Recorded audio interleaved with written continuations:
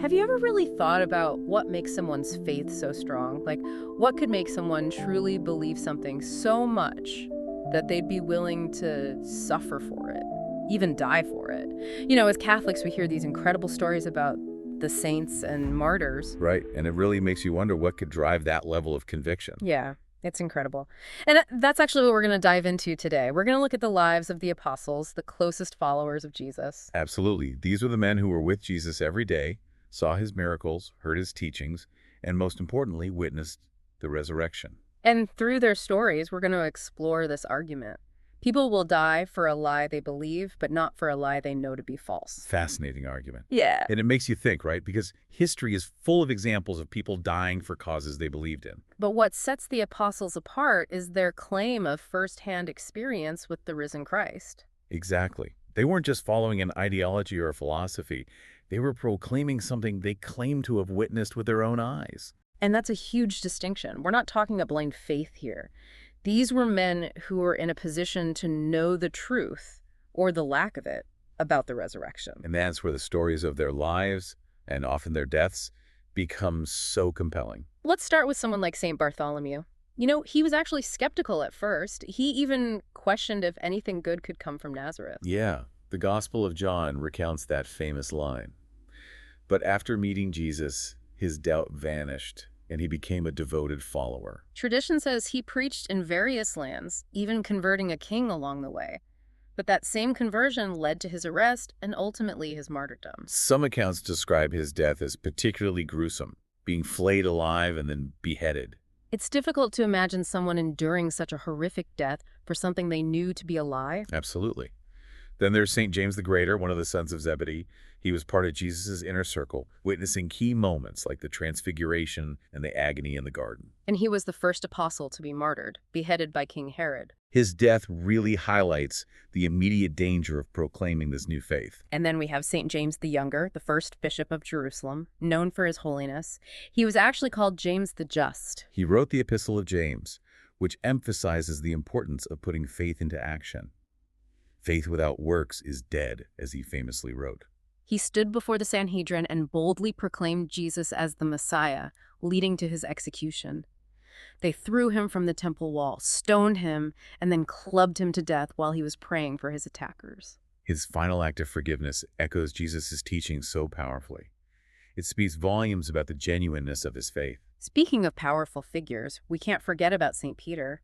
He was designated as the rock upon which Christ would build his church. But he wasn't perfect. We know about his denial of Jesus 3 times before the crucifixion. And that makes his transformation all the more remarkable.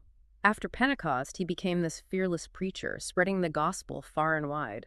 Tradition holds that he traveled to Rome, leading the early church there and facing persecution under Emperor Nero. And in a final act of humility, he requested to be crucified upside down, feeling unworthy to die in the same manner as Jesus. It's hard to imagine someone who initially denied Christ out of fear, then ending up embracing such a brutal death, unless something profound had changed within him. It points to the sincerity of his belief. Definitely. And then there's St. Matthew, the tax collector. Imagine leaving behind a stable, if perhaps not entirely respectable, profession to follow a radical teacher. Yeah, he left everything behind to follow Jesus. He even hosted that banquet where Jesus dined with sinners, demonstrating his inclusive message. He went on to write his gospel, specifically aimed at a Jewish audience, presenting Jesus as the fulfillment of prophecy. His willingness to sacrifice worldly comfort for hardship, ultimately facing martyrdom, speaks to the depth of his conviction. Then there's St. Simon the Zealot. He was originally part of a group known for their fervent opposition to Roman rule.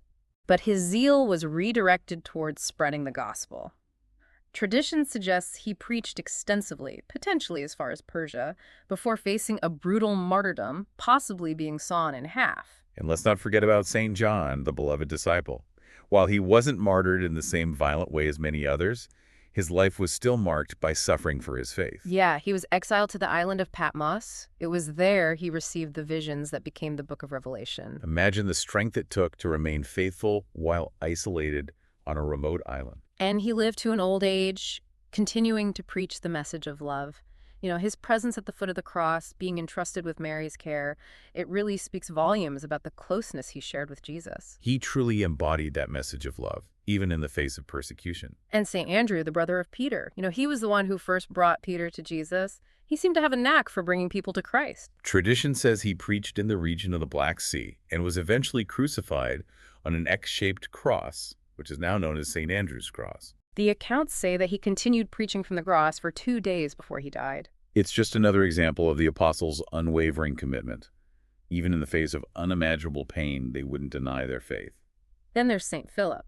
He was known for his simple invitation, "Come and see."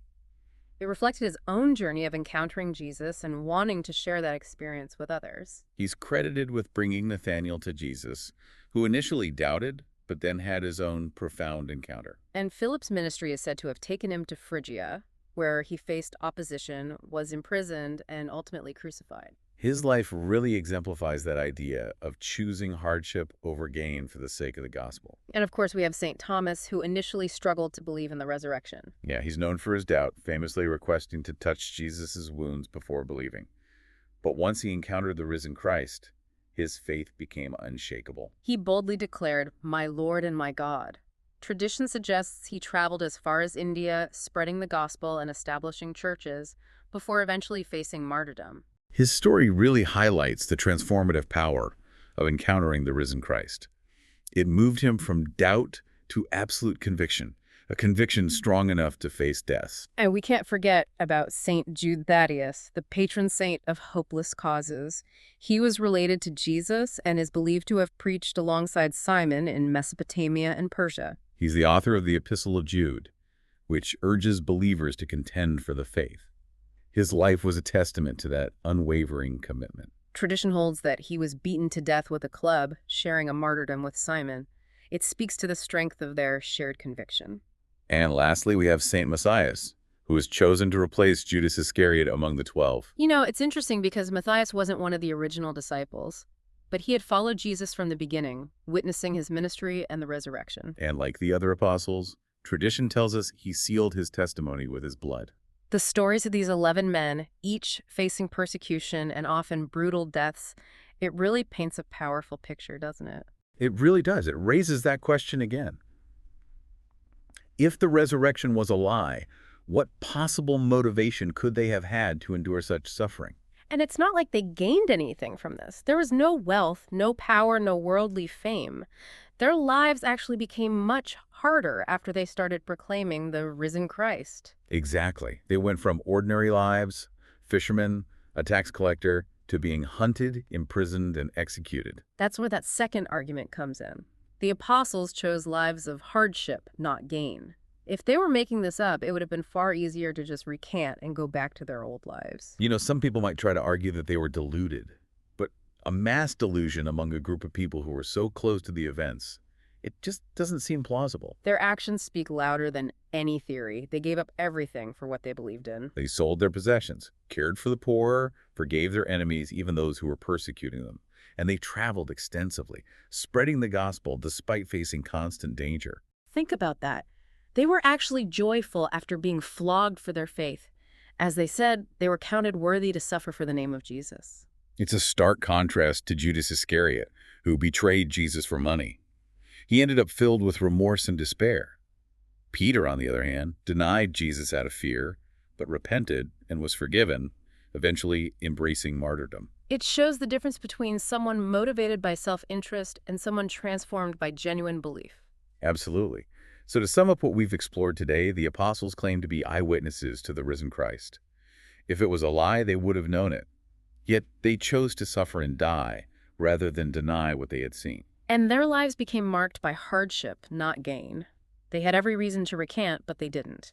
They embraced a life of persecution and suffering for something they truly believed in. Their stories offer us a compelling argument for the truth of their claims.